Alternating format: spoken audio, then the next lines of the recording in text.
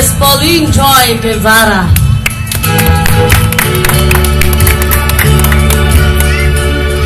Pauline, ilang taong ka na nga? 10 po. Imagine, 10 years old, malapit ko na pong makakapantay. Ano po, baka po hindi kayo naniniwala, talaga pong 10 years old siya.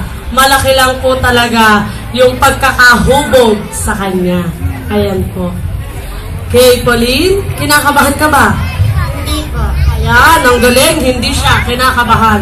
Confident na confident talaga. Hindi ka naman giniginaw? Hindi.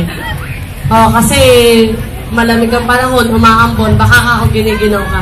Okay, Iha, ito ang iyong question.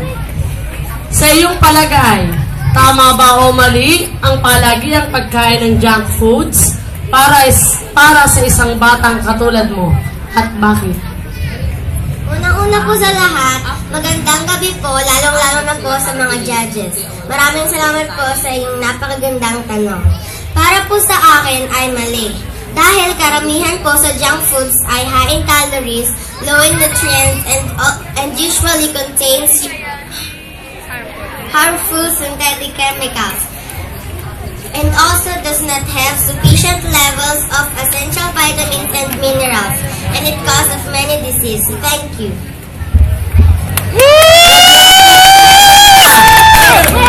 In English talaga ako.